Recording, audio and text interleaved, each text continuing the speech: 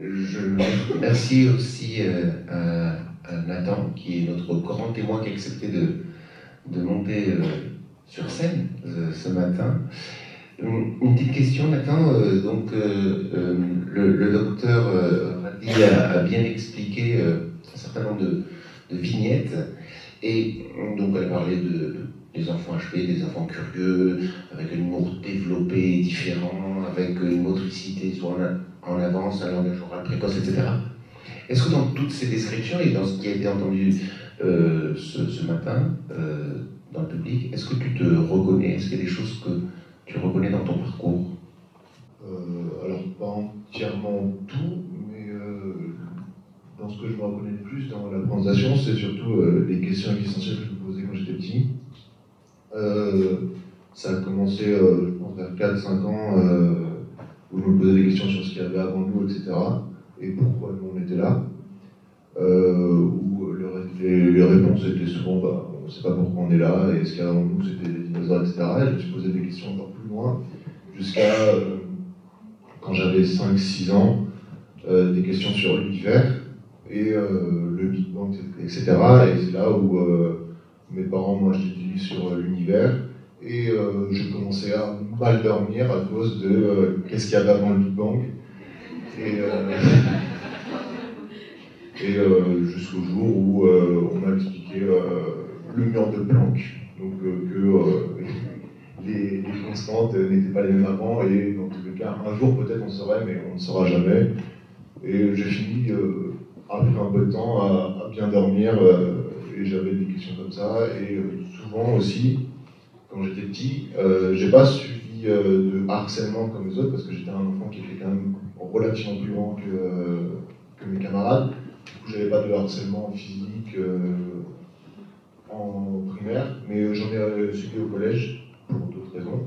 Et du coup, j'étais un enfant assez turbulent, mais j'avais quand même du mal à m'intégrer et je subissais souvent beaucoup d'injustices, enfin, je ressentais beaucoup d'injustices et ça allait jusqu'à des fois je venais un peu violent avec mes camarades et j'ai subi de la part des professeurs une interdiction d'aller en récréation de midi pendant 1 heure et demie où je restais à regarder les autres s'amuser. Et jusqu'au jour où on m'a même interdit d'aller en cours, je ne sais pas pourquoi. Et donc je me suis enfui de l'école. Et c'est pour plusieurs raisons, dont je me faisais écarter du cours et de la récréation, mais aussi parce que quand j'étais turbulent, ce que j'aimais c'est les mathématiques, et on m'interdisait de faire des mathématiques en cours. Le prof m'interdisait. Et j'avais du mal à suivre parce qu'on était en double classe, CE2, CM1. Et ce qui m'intéressait le plus, c'était les CM1. Du coup, je suivais le C2 et CM1 et je me faisais engueuler parce que je ne suivais pas le concours. Et ils ont fini par me faire un test de QI où ils m'ont dépisté au potentiel.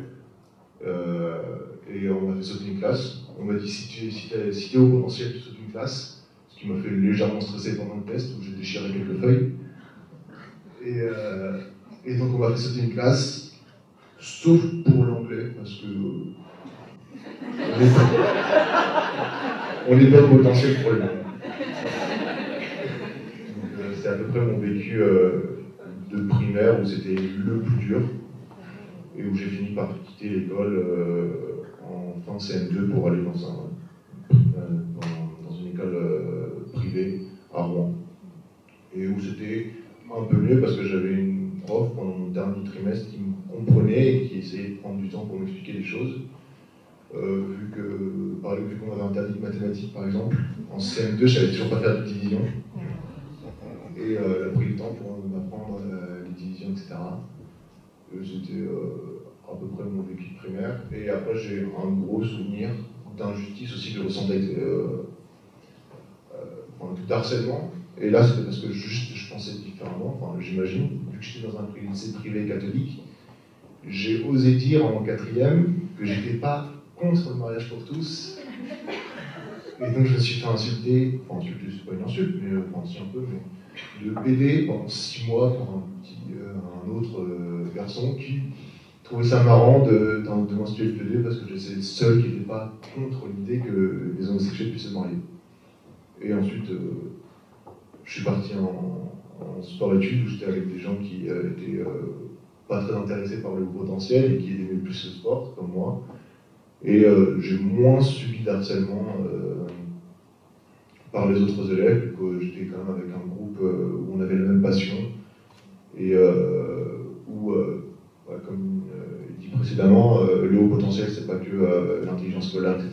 Et c'était des personnes qui, pour moi, étaient en haut potentiel sportif et on s'entendait quand même relativement bien vu qu'on avait des choses en commun et plus et vu que c'était des gens qui venaient de tous les horizons.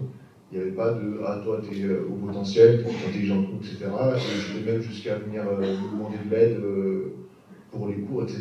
Et j'ai même jusqu'à, quand j'étais en PACES, quand j'avais fini ma PACES, j'avais des amis à moi qui étaient du coup en terminale qui m'ont demandé de l'aide pour le bac, etc. Et c'est à ce moment-là où je me suis senti un peu plus intégré grâce à ce haut potentiel et non plus exclu à cause de lui. Et donc c'est un beau souvenir que le haut potentiel m'a offert malgré quelque chose un peu dur que j'ai dû vivre. Voilà. Merci.